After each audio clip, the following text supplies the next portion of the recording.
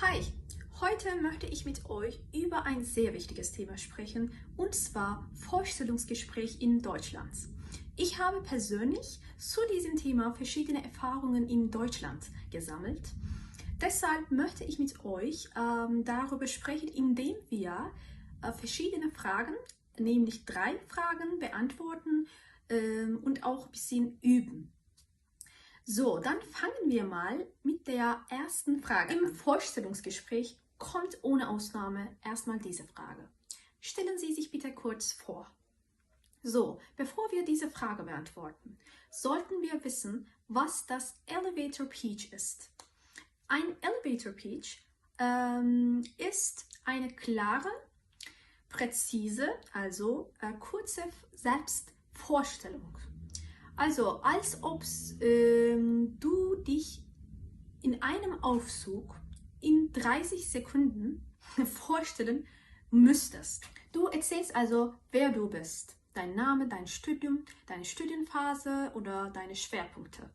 Und dann erzählst du auch, worin du genau ein Experte oder ein Experten bist. Und am Ende sagst du, was das Ziel ihres Gesprächs ist. So, dann machen wir mal ein Beispiel. Mein Name ist Aslıhan Yüce Ünver. Ich studiere derzeit Rechtswissenschaft im Master an der Universität Georg August mit Schwerpunkt Migrations- und Flüchtlingsrecht. In diesen Bereichen bringe ich bereits meine praktische Erfahrung aus meiner juristischen Tätigkeit in der Türkei mit. Mein Ziel ist es, meine Kenntnisse künftig als Rechtsberaterin in Deutschland einzusetzen. Das war's. Also, das sollte ungefähr 30 Sekunden dauern und nicht so lang. Also, kurze und präzise sollte es sein. So, dann kommen wir mal zu der zweiten Frage, und zwar, was sind Ihre Stärken? Sollte man achten? Zuerst muss ich unbedingt betonen, dass man echte Stärke erzählen sollte und auch ein konkretes Beispiel oder eine konkrete Beispiele geben sollte, damit man glaubwürdig wirken kann. Also wie zum Beispiel nicht bloß, ich bin fleißig, also und organisiert und ich bin ehrlich, deshalb möchte ich einfach hier arbeiten. Das geht einfach nicht.